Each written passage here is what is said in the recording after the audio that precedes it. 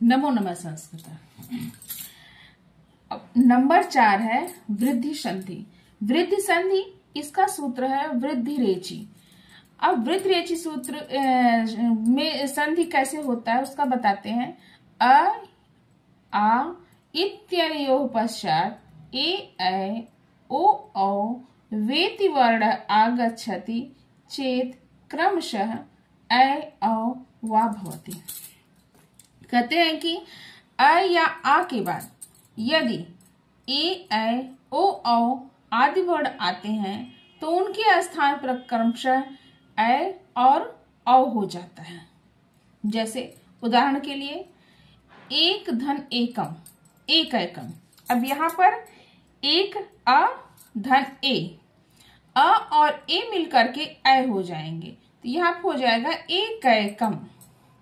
देव धन ऐश्वर्यम, अ व का अ और ऐ मिल करके ऐ हो जाएंगे देव ऐश्वर्यम। अब गंगा धन ओघर, आ और ओ, आ और ओ मिल करके औ हो जाएंगे तो यहाँ हो जाएगा गंगौघर।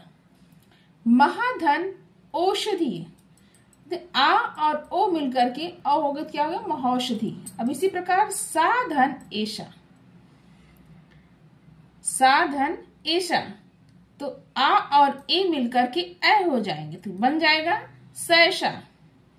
अब इसी प्रकार से और भी सारे वृद्धि संधि के उदाहरण है जैसे राजैश्वर्यम, राजैश्वर्यम, तंडुलोदनम, अत्रैका, वनौषधि इत्यादि। अब कहते हैं कि जब अ के बाद ए आए या ऐ आए, जैसे अ के बाद ए आया तो भी ऐ बनेगा और अ के बाद ऐ आया तो भी ऐ बनेगा। ऐसा नहीं कि अ के बाद ए आया तो ए बनेगा, नहीं, एक एकम नहीं होगा। अ के बाद ए आया तो ऐ बनेगा। वृद्धि संधि में उसका वृद्धि हो जाता है। उसी प्रकार से अ के बाद अगर ओ आया तो औ बनेगा,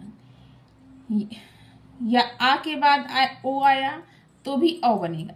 यहाँ बताया गया है अ या आ धन ए ऐ, यानी कि अ के बाद ए आता है तो भी ऐ बनेगा और अ के बाद ऐ आता है तो भी ऐ बनेगा और आ के बाद ए आता है तो ऐ बनेगा।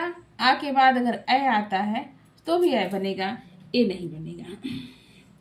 उसी प्रकार अ धन आ ओ औ, अ के बाद ओ आता है तो औ हो जाएगा वृद्धि संधि में और अ के बाद औ आता है तो